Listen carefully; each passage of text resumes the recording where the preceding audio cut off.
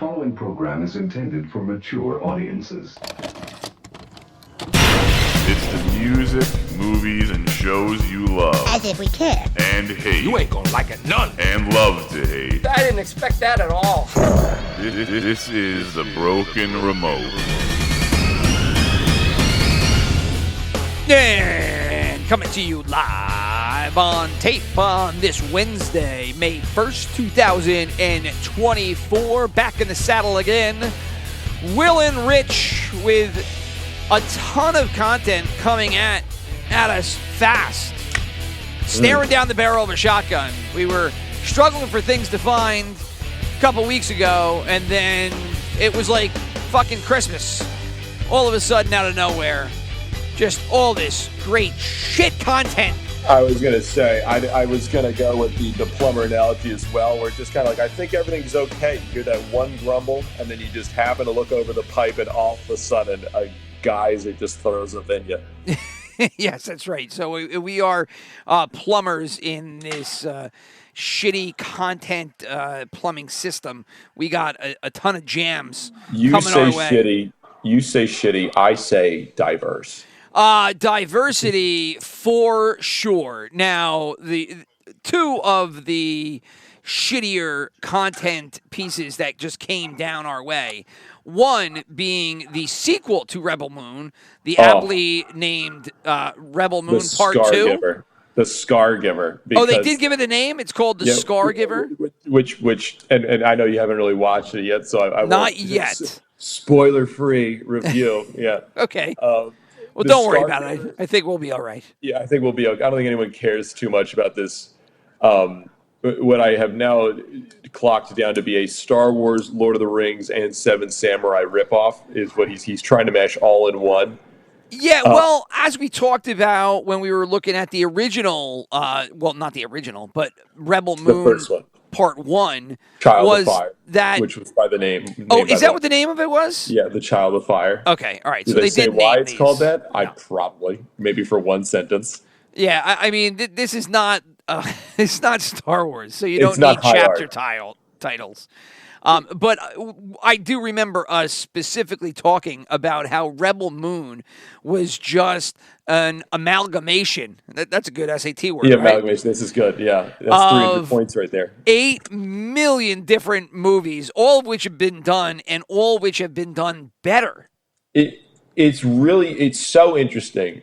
Zack Snyder, like this movie's not. I'll just say that right out the gate. The Scar Giver, that's literally one scene. Like, we call her the Scar Giver. And you're like, why'd you say that in the first movie? Because Zack Snyder hadn't written that far yet. Oh, they actually explain it too at some point? Yeah. Like she was called the Scar Giver, the main character who's back, everyone's favorite character, Cora. Yeah, she had the butch haircut. Mm-hmm. Oh, it's even butcher in this one, dude. Oh, like you could not. What shocks me about the movie is like, who's the main actress's name? But I mean, I don't know why they cast anyone there when I could have just as easily gotten them a block of wood and had that be filmed for 2.5 hours, and that would have been just as fine of a job as being the main character, dude. Yeah, well, if I remember right, that the only real big name they had in the first one was, I forgot his name, but he played Jax from Sons of Anarchy. Yeah, he was one, Sophia Botella, which I feel like I know her name, but I don't remember from what? I don't know. She was the mummy. She was the mummy in that new horrible Tom Cruise. Wow, she has been in some I never watched that. Stinkers, dude. Jesus. Yeah, that was supposed to be the Tom Cruise mummy that is part of the dark universe. The dark universe, right? Yes. Which of those movies, I did hear that The Invisible Man was actually a good, like, under the radar horror movie. So I will I have send not this to seen you it. later. Shane Gillis has a review of the movie. Which movie? Of Invisible Woman. I will send it to you later. We'll talk about it. Well, maybe the next episode we'll talk about it. Oh, no. If Shane Gillis tore it apart, then it's probably terrible. It's pretty fun. I mean, I kind of want to watch it from his perspective, honestly, because it does sound kind of funny. Oh, shit. I really respect his comedy. So if that movie gave him enough to do a whole bit on, forget it. It's probably blows dick. It's a great bit. It's like 7 minutes long of him just going through the movie, but it's very funny. But this movie, dude, Rebel Moon. We don't have to talk about the movie because it's exactly what you'd expect. The best compliment I can give it is that if Zack Snyder edited these two together, you might have actually had a competent movie in there somewhere, and just erased like 70% of all the characters they brought. By the way, in the last movie, one of them has any real impact on this one's plot. Yeah, It's crazy. So when I was looking at Rebel Moon to try to figure out what happened the last time we talked about it, because my brain has not retained Why would you? of that content, because again, why would you? There you go. There's the joke right there. Yeah. But I'm looking at all the names. Charlie Hunnam was the guy, and I think they killed him in the first one, right? Oh, he's gone. Right, yeah, because he was the big gotcha moment where it was the big reveal that he was actually a bad guy the whole time. But looking at all, I remember there was the black dude who was kind of, he basically was like Gladiator, right? Mm-hmm. He was like a fighter. There was somebody who could control animals. Right. He was like a prince that just knew how to tame them, dude. He's in the movie. Okay, I will just get into this really quick because that was the scene they stole from Harry Potter when he tamed that fucking big bird thing. Big bird. There's so much about this movie, dude, where like so much of what happened in the first movie does not matter at all. They literally have a scene in this movie, which is crazy. That's not how trilogies or sequels are supposed to work. Like there's supposed to be some relation.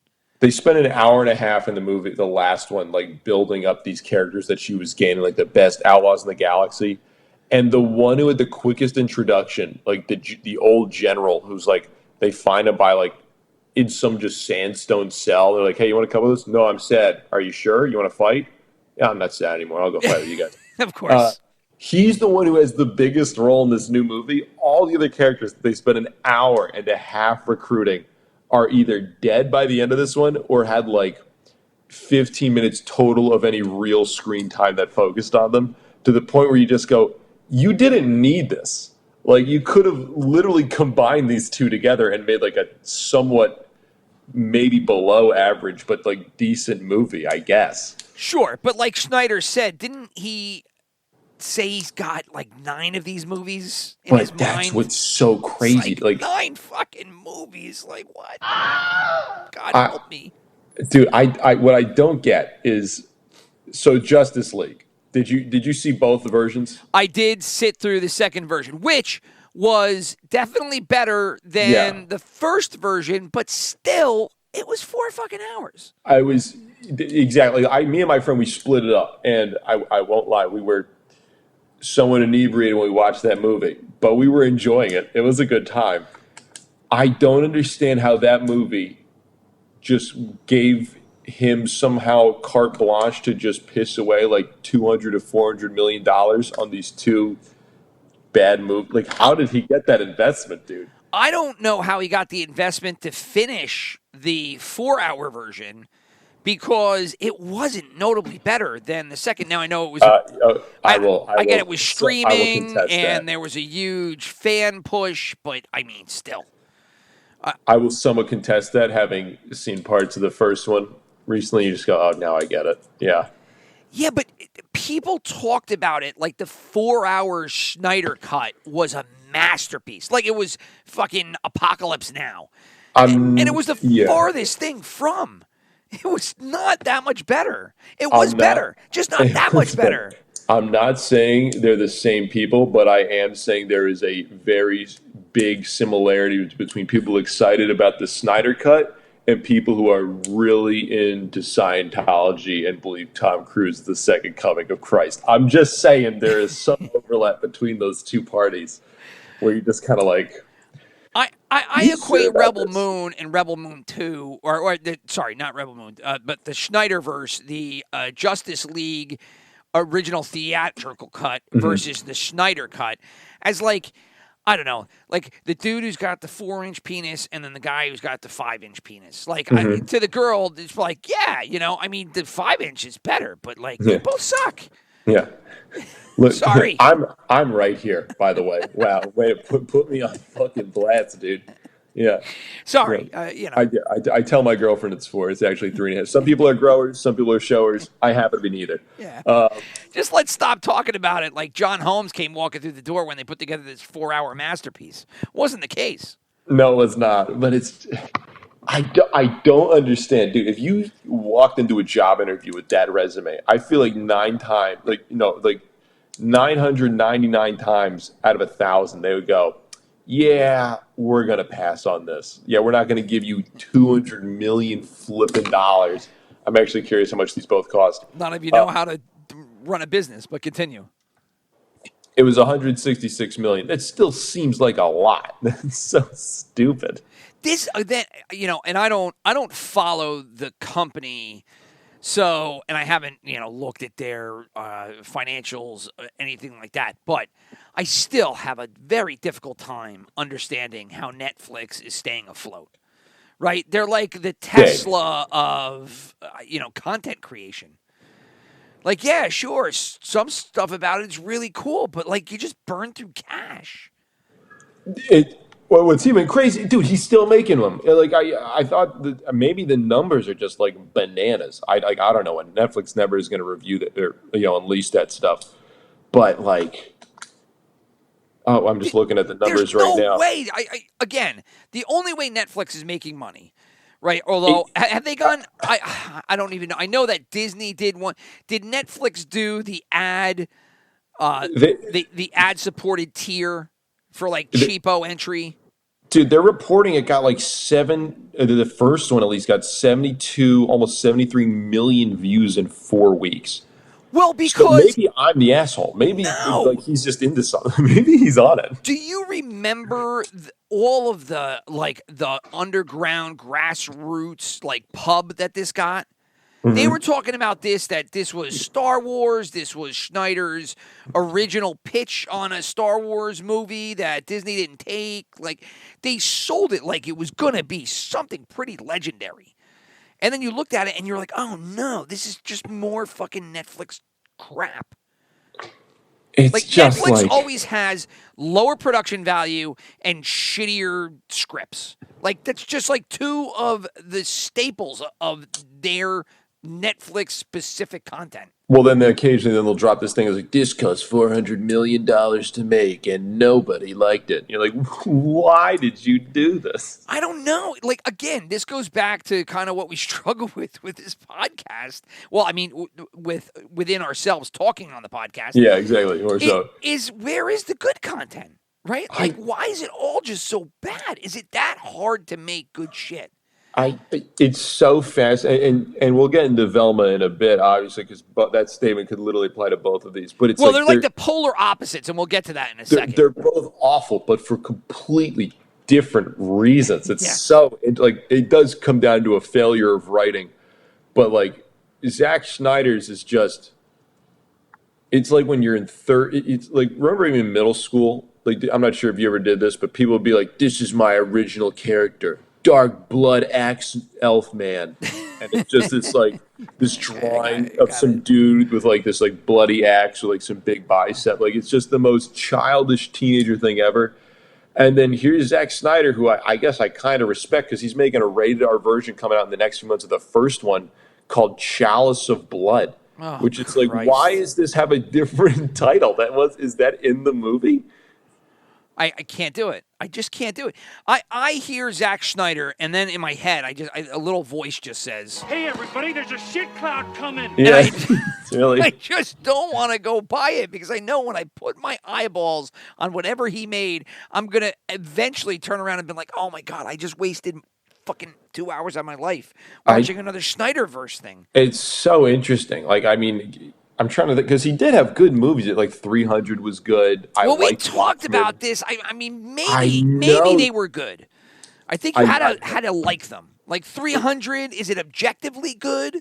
But 300 is not high art. 300 is literally just a violent comic book movie. It's what we were talking about. It's just I don't think he's good at original stories. He's great at making these cool action shots and like these vista things. Like there's so many scenes in this movie when you watch it, dude. You're like, he thought this was gonna get people like wet in their pants. Yeah, and there was see her like do like a Kill Bill with this sword or something, and she's like about to swing at the bad guy, and you're just so bored out of your goddamn skull. I'd have to look, but to your point, yeah, I think I saw a YouTube video where it was kind of every Schneider movie, and then it was a whole what do you call it, a montage of all the little things that he likes to do. Right? It was like the slow motion shot and this and that. It was like every movie that he did, they do the same shit. Which actually is funny because Michael Bay does that same kind of crap too. I didn't even know that I forgot that Michael Bay. Have you ever seen the Bad Boys movies?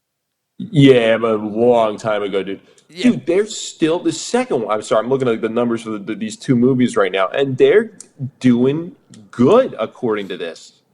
But what do you mean good? Like in terms of view, like so maybe this is just people clicking on. I don't know how long they're staying on the movie. You mean the Rebel Moons? The Rebel Moon. Like the new one's got 40 million views. They're counting this, I guess, as like the third week or something like that right now. That's crazy to me.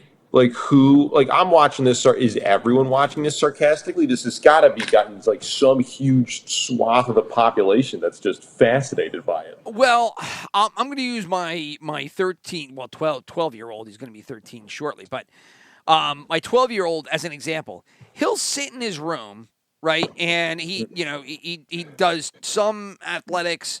He does schoolwork. Give me a hot second here. I got to pause. For the cause. Get it going. Going. Hold on. And we're back. Yes, I completely forgot that my wife has flown to Paris. She's going to be in Paris. She's gone. She's going to go see Dave Matthews. So she's gone for the next 3-4 days. And while I fed my kids and made sure they were happy, I completely forgot they have homework. So if you don't mind at least the 8-year-old, you're never going to get done. So as for whatever our conversation was, just rang a bell like, "Hey, Rich, that was, you didn't do something either." You gave me a Vietnam flashback, dude, where my parents like, "Did you do your homework?" And you're like, "Oh, God damn it, I forgot about my algebra." I was just like, "Oh shit, come on, you got to be a dad for a hot second." So exactly. Yeah. Anyway, but back to Rebel Moon, you're talking about how they're just clocking in views, right? They're just rolling. And how is it happening?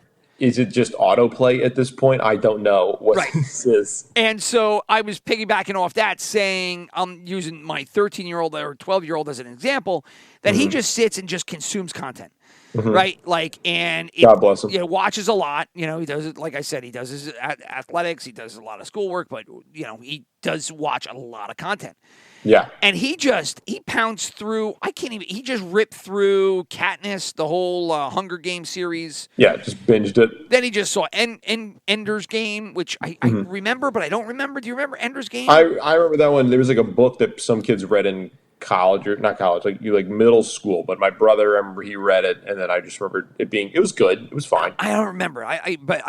He was watching it. I was just like, man, you just pick up anything. So I'm sure just because people that commit to Netflix, I mean, now you're paying what, like $16 a month for this thing if you want the HD. Yeah, and they might have that ad. I think they do have an ad supported tier, but whatever. But if you're paying that much, you're going to be watching everything that you can. My in-laws rip through Netflix. They watch everything that possibly comes through there. So you create a big movie, you give it a little bit of pub. I'm sure 40 million. Yeah, sure. Yeah. They were talking about another movie, not to get too off topic, but Argyle, which I don't know what. Oh, Argyle. Oh, God, dude. That was such that was part of the Kingsman. Is Kingsman, is that property? Yeah, I think it's Kingsman, but so me and my family watched it last week. The Argyle movie? Argyle, we watched part of it, or 2 weeks. People said it's awesome. Well, I should say it's awesome. People are watching it in droves, is what I should have said. So I got annoyed because the movie starts for me. It's like Henry Cavill spy movie. Cool, I'm there in a Kingsman universe. This is gonna be fun. And then it's just a bait and switch, and you're going to be watching Bryce Dallas Howard bumble around with her cat for 2 hours, and you're like, "Oh God, this is not what I was expecting." Well, but I guess I'm wrong. I don't know. Yeah, you are. I mean, so am I. I looked at that and I said, I have no interest in seeing this movie whatsoever. And I was ultimately surprised it got made because as you see it, you're like, look, those Kingsman movie, I think some people went to go see them, but I think they also were made more prior to COVID. The first one was great, and then the second one, people were not as big of fans of, is what my understanding is. Well, also, I mean, I think at least the first one was pre-COVID, no? I think so, yeah. Right? Like, you got to understand something about post-COVID. You release something in the theaters post-COVID, it has better be attached to some mega huge property or involve, one of select directors or producers that make shit that people want to watch. I mean, worst case scenario, a dude. Spielberg or, like Michael Bay movies. I don't think Michael Bay movies are making it anymore. Because you're saying explosions for 8 hours isn't really better than no, it was fine when everybody wanted to go to the movies and it didn't matter what was in front of them because it was like, yeah, go to the movies on a Friday. But now nobody wants to go to the movies. Nobody gives a shit. And the fact that they're so expensive on top of that is like, all right, well, if I'm going to go see something, I'm going to go see something that I really want to watch. That's going to be comic book movies, established properties, Spielberg films. And even Spielberg films are dying because he's so old. He's just making kind of crap at this point. He's getting his stuff all set up for the for the long dark so that his kids, who I'm assuming are trapeze artists by trade, have something to fall back on. I don't know. That's usually what happens, right? Yeah. I smell you. So Dad, you understand, spinning plates is just something that is being a lost art form right now. Yeah, I'm going to watch my favorite show, Velma. Yeah. Well, we'll get to that in 2 seconds. Yeah. But so Argyle, I don't know how it got made, this one, and then they put it out in the theater and it tanked as it should have because who's going to go see that movie? But for whatever reason, people are watching on Netflix, and I think it's just sheer people just rip through content. And so if it's going to be thrown up there, people are going to watch. And that same thought process probably applies to Rebel Moon. Ooh, sci-fi, Zack Snyder, it's on Netflix. Yeah, sure. Here's 2 hours of my time. I'll go watch it. Right? But awful. Not good. Is, right? No, it's not good. It's not good at all. And it's... And the new one, does it have this smattering of, this movie, that movie? It's a Suicide Squad thing that goes... It's not as bad, dude. It's just like this movie's... It's better than the first one, which wouldn't be hard. Exactly. It's not hard. Well, it's also because the movie has like a plot through line the entire time. Like you're not just like, why am I on an alien spider world and this woman with lightsabers is here and now this guy's riding a griffin? Which came out of nowhere in the last one, where you're just like, "What movie did you want to make?" But then, and the only thing that worked with that Griffin was freeing the guy, right? Yeah, exactly. And by the way, last comment about that is just there is a scene in this movie, dude, where there was an hour and a half of the last movie that we watched of them like finding these other prisoners and saying how badass they were and how cool, and then they did one cool thing, and they're like, "This is my personality. Yes, it is blank as hell. Bye. I'll join you on your quest." This movie, they literally do a scene where the one character says, he says, "Let's all go around in a table, in a circle, and say what our backstory is. Tell me your past." And they give, like, essentially a speed version of what they did in the first movie. It's like, oh, in case you forgot, I was a Griffin Prince. Oh, God, they really tried that to bring people up to speed? Yeah, the one lady's like, oh, I was a peaceful person. I was a farmer. But then one day I had to get these laser swords. And turns out I'm like genetically predisposed to be badass with them. And now I kill laser people. Swords. And it's crazy that he got okay to do 2 movies. I don't understand why. I don't know who is afraid to say no to that. Netflix greenlights everything. And... seems to have just a bottomless pit of money. I don't think someone's got to be calling these debts one day, dude. I don't know where it's coming from. But we talked about this, and I know that we mentioned this in podcasts past, but we talked about this at UBS, though. When I told you, I said, well, see, Netflix, back in the day, Will, companies had to make money in order to be highly back valued. in the day. Well, no. You mean they're able to just sort of sit on their, debt forever, and then eventually they'll be fine, right? That's what you mean? I guess. I must have been confused. But Netflix continues to do it. And so now they're just paying hundreds of millions of dollars for these properties that, I mean, what? You're just getting subscribers? That's where your revenue is? Like, you're not clocking in tickets. You're not getting half of the food and the, and the drinks either. You're not getting DVD sales. You're probably not getting digital sales, right? Like, if somebody doesn't have a Netflix subscription, they're not paying, and I don't even know if it's up there, but they're not paying Apple through the Apple Store to go watch fucking Rebel Moon for $5. It's like ridiculous. So now what you were talking about Rebel Moon, the jump to Velma here, is so Rebel Moon makes a second movie that, for all intents and purposes, based on what you said, did not exist. Doesn't really relate to the first one, or it kind of does, but not really. The parallels, dude, are crazy.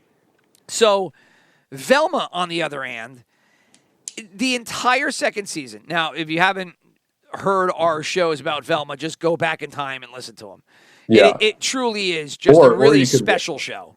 Or you could watch it, but, like, why would you? There's no reason.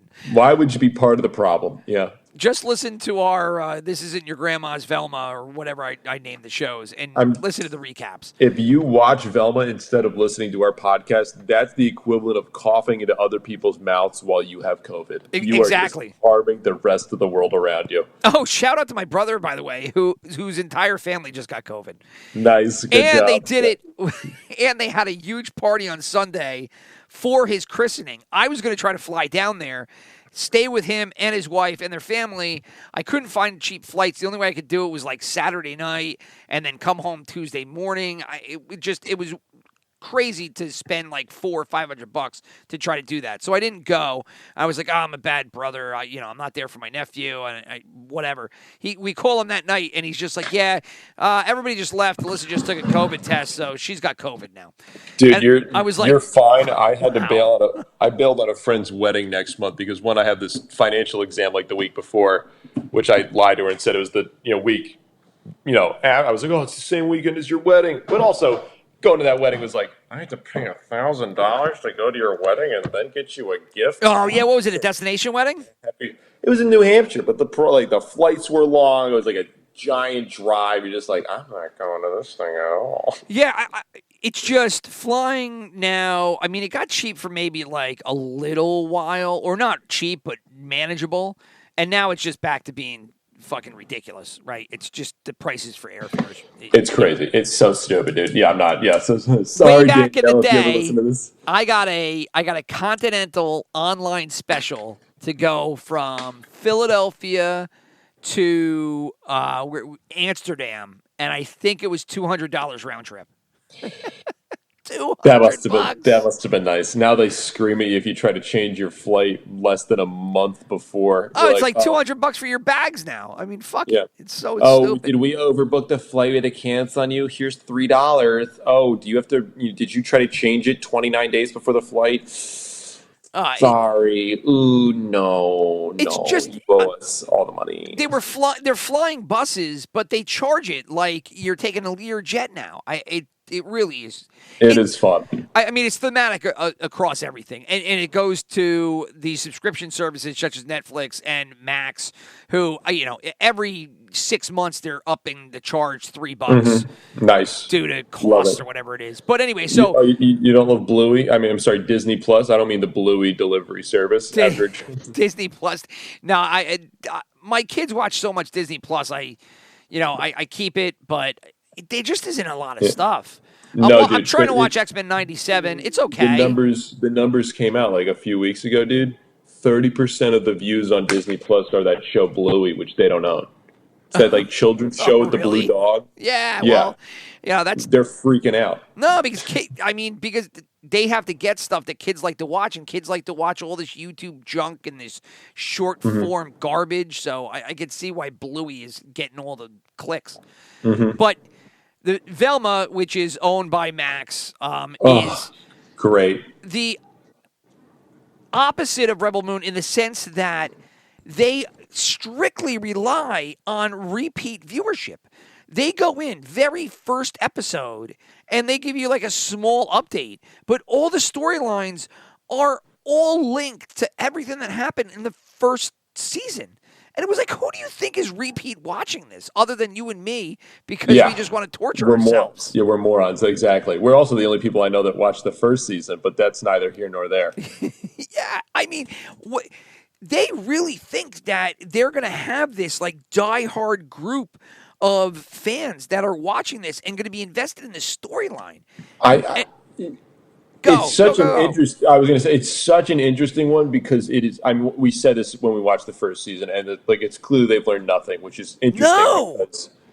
So what I read about it is that they had the deal to make the second season before they even did the first one. So it's not because like the hate watching that made them get the second season. It was just kind of in the bag. Gotcha. And they fucked, and like the animators who I feel nothing but sympathy for, because God knows we just watched an episode, we're done. They had to draw this shit and listen to Mindy Kaling's voice constantly to make sure that the mouth movements of Velma matched up with that properly. But dude, it's just...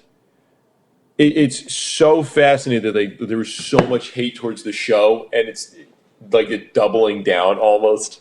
Completely doubling down on it. She's such a bitter person. It's so interesting how like completely doubling down on it. I mean, to the extent that they've now brought in religion into this whole thing. And, and I don't know if it'll stick past episode 2, but thematically speaking, this is I would say like a far left cartoon. Oh yeah. Which I don't know why. Who is it? Is it Hanna-Barbera? Who owns Scooby-Doo? William Hanna, Joseph Barbera. I think they were bought up by Warner Brothers, so it's all Warner. So it's all Warner, right? Okay. Yeah. So I mean, I just don't know who okayed the use of the property like this, especially when they were actively making movies that were still like faithful to the old Scooby-Doo. What's so interesting, dude, though, is like you're totally right, but also they apparently like basically outlawed them from using Scooby-Doo on the show because they didn't want to ruin like Scooby's part of the brand, and they're like, well, this is far enough from me. Oh, that's why the dog's not in it. And I think that's also why Shaggy, besides Velma, like looks the most different from because he's like out of the 5 in the main gang. Well, right, they don't even call him Shaggy. They call him Norville. He's Norville. They're so cool, but I think it's because well, didn't we check? Isn't Norville Shaggy's actual name, and they just never referred to him? Exactly, but I think that's just another way for them to be like, no, see, Scooby's over here, and this is over there, even though it's just... See, that would make sense. So they say to themselves, fine, but we're keeping Scooby and Shaggy because... Yeah, you can use Norville, or whatever his name is. So, I mean, all of the... Go ahead. I'm technically left wing, dude, or whatever. I mean, I guess. Now I'm nothing. I guess most college students would spit on me if I wasn't, writing like. Let's not get into all of that shit. We'll save that for another one. Because, I was gonna say, dude, that's a whole podcast in of itself, dude. Yeah, I mean that is I will say this, and I'll just say it shortly, only because it came up and it's topical. Yeah. For any of that shit to be happening on United States soil is criminal. I mean, it is fucking criminal. It is. I am not Jewish. I am not. I guess it was. Muslim. It's like a religious war in the Middle East, right? The war in Israel and Gaza and the whole thing. For some reason, transported to American soil through. I don't know. You're in America. You're an American. If you're living here and sending money back and you're just working, fine, do that too. But this is American soil. I don't understand how these riots are just being openly accepted to this extent. It's just so interesting. Yeah, it's just so, and they're also the kids are saying this is what they did in Nam. It's well, in Nam there was a draft where there was an actual worry about being drafted into that war. But it was about America. It was about fucking America. We were actually in the war, and also this one has just bridged the gap for me, where it's just you're just blatantly committing vandalism. Yes. And, I was in college. But that was the same thing with. No offense to everybody, but that was the same thing with the BLM fucking. Yeah, the BLM marches. There were riots. Black Lives Matter things were all riots. And then it all turns out that everyone in charge of the scam, it was a giant scam at the end of the day. That's right. All the BLM people were just taking the money. Yeah, the movement's one thing, I will say, even though I have my own whatever. But like the fucking everyone running the movement was literally just doing a Ponzi scheme. Like, what? I don't know where the money went. Oh, It's true. They tried to pull that but one dude, too. like my grandfather's old cottage. Anyway, back to Velma, which is what these kids probably love watching every single day because Well, it validates their opinions. I mean, if we want to tangent back, I mean, make a tangent back to Velma itself. I mean, it really is. Everything about this show is like crazy left wing. It's like these are opinions I had in middle school, dude. It's just like, is that a fucking cockroach? Oh god. Oh Jesus! God help me. I see something. Yeah. Will lives in the wonderful city of New York. Hold up. I'm going to take care of this real quick. Yeah, you do that. I'll just vamp while you kill that cockroach. You go for it while I get or rid of whatever that is. It's probably just a stink bug. But yeah, so like I said, this is just to me a far left cartoon. Velma herself is, I guess there's a whole thing with her and her sexuality, right? So we conquer that whole thing. And I would say that she is a lesbian, and they set up this lesbian love affair with her and Daphne. However, there's also this kind of still their love for Norwell, which is the new Shaggy. So Don't worry, it's under a glass. We got it. Oh, nice. Yeah. So, she loves Velma, or Velma loves Daphne, which makes her gay, but then there's the Norville thing, so she's kind of bi. You have Norville, who's... It's just everything, dude. Every 5 seconds, there's some new bullshit going on with it. I don't know what they try to do with him, but they have him, worshiping all these brains. So, but the other... They continue to take... holy shit, who's the white guy that's in it? Fred. They continue to take Fred and just make him kind of like literally the butt of every joke. Yeah, like the white person punching bag. She is like so, and I know her. So, well, white people can't be racist together or whatever the fuck it is. She is so clearly to me. I think she's racist and sexist. How can you say it? She's not. I mean, she's just like, she clearly hates white people. She clearly has a vendetta against men based on just like interviews you see with her and other things. I don't know where that shit came from. She has had such a good life, but she's bananas, dude. But the entire show is filled with it's not feminism, but the parents of Daphne are two. They're lesbos. They're lesbian. There's lesbians who were married and adopted her. Let's see, Velma's mom and dad split, right? Because he was dating the floozy. He was like white gone girl, right? last season or something like that. Who cares anymore? This whole show is fucking weird nonsense. Yeah. Fred's parents were two over-the-top rich white people. The mother ended up being the villain of the whole first episode. God help us all. But to your point that, she like hates men and hates white people. She also hates Christianity because, well, I shouldn't say that. I don't know if she does, but sure as hell. Based on the show, dude. Yeah. I wouldn't say that's okay to say. They reintroduced Fred, who's still as stupid as he was in the first season, and they made him a priest out of the gate. Now, again, I don't know if that sticks past episode 2. It looks like he gets rid of it, but... And it's kind of like you made him Catholic, and then there were like, there's these rips on Catholicism, and like, look, I get it. Like, I'm a Catholic, and I can laugh at my religion. Those were very hot jokes 15 years ago. I'm just saying, like 15 years ago, what a knee slapper. Never but heard it was it before. like, man, in the writing of this show, and you're trying to conceptualize what's the arching story for season 2. Well, first of all, let's definitely make Fred a Catholic. Like, let's make him a priest. Like, why? It was so random. And it was like, you're just doing this so you can you can do pop shots on Catholic people. Like, okay, that's fine. But do it everywhere else, and that doesn't happen, right? Forget it. No, it's not allowed, dude. Can't do that here. But to your point, yeah, I think there's a lot of people she hates. I think men and white people are definitely probably 1 and 2. I mean, it's just that's another one that got a second, and no one's talking about the second season compared to the first one, which I guess thank God. I mean, I'm going to stick through it because I heard the ending is funny. Really? In that, like, if they not in like they make you laugh. It's the joke is on them if they don't get a season 3, because apparently they're setting up for like we're getting a season 3, and I don't think they're going to. Well, for the love of God, I would hope knock on not. wood. But again, not sure because people click on everything. So, and I don't know if we'll have to check. I mean, we'll do that next episode to see, or next show here, but episodes for Velma to see whether or not they actually get clicks and views. But I would be surprised if anybody outside of us is watching Velma because it's also a tough watch. No, it's not good. No, it hasn't got better. All of her middle school problems really just poke out of you, dude, as you're watching it. Yeah, but the jokes aren't there.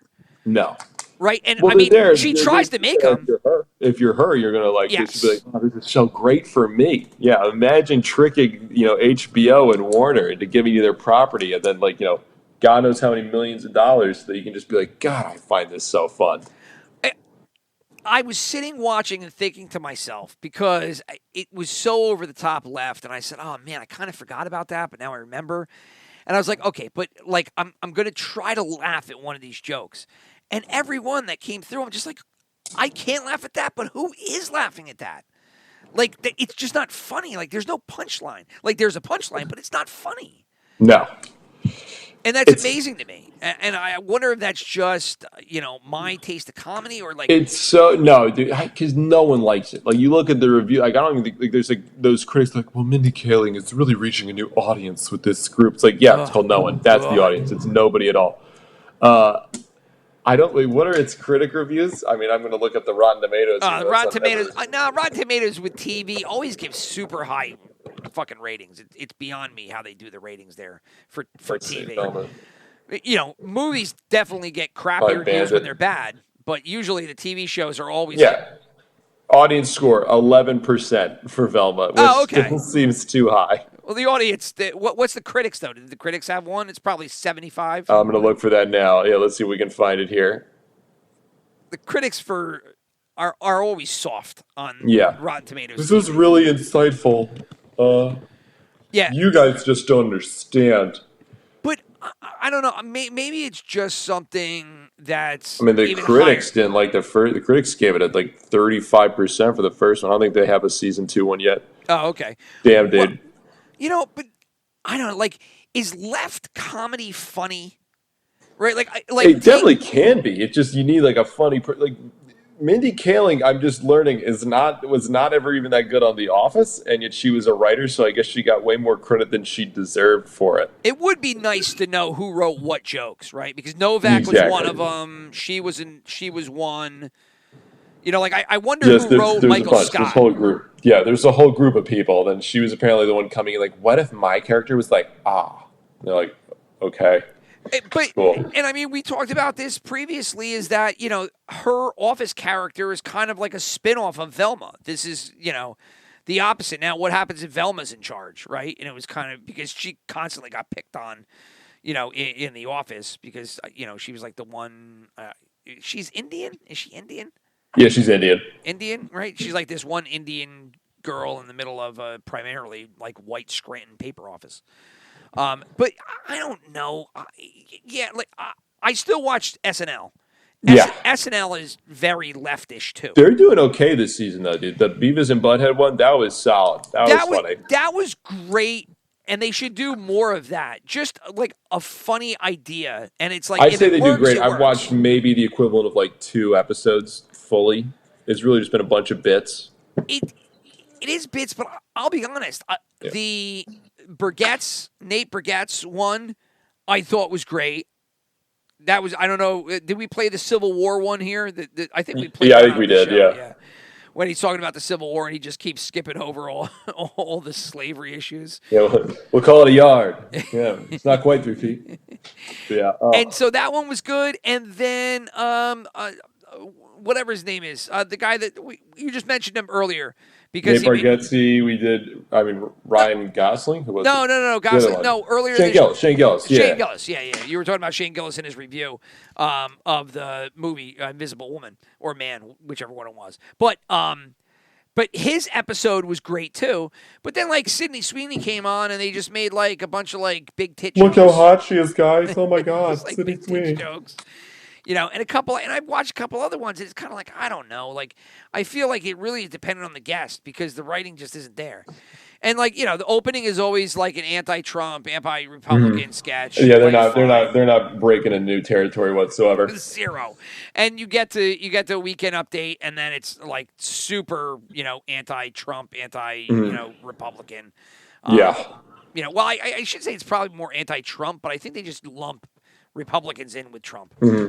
In all of this, I probably lean way more right than I do anything else. But like, I am not a Republican. I damn sure. No, it's just getting too weird, dude. You get too many of these college kids in Velma coming out there. You're like, what is happening now? I know. Well, and you watch you watch Velma and you just think about like the jokes that they're making and the points that they're trying to make and the way that they're going about content. And it's just kind of like, I mean, a lot of it, dude, is just like, I remember thinking this in middle school. Cool, nice, yeah, exactly. Just like, this is as far as it goes for you. Yeah, but then you start thinking downward, like, okay, well, who does like laugh at this, right? Like, okay, it's not for no me. one.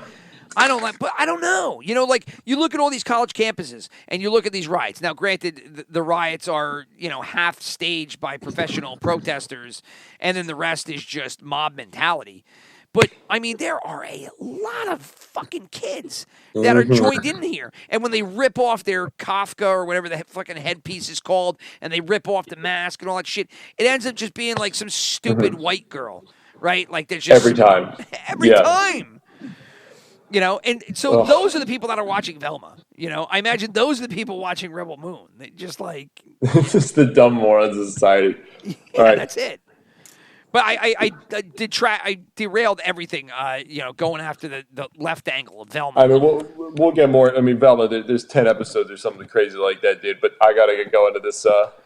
All right, so then we wrap up here because you are going out with some friends. I wish I was doing the same, but my wife is out in Paris, so now I got to go check up on my kids. Let me get rid of this cockroach first. That is getting me the hell out. My God. You do that. So, and then we will reconvene next week. So next week. Enjoy your time with your friends, and I'll go do some homework with my kids. I'm going to go kill a cockroach. I will be back with you. All right. Peace out, brother. See you, everybody. Oh.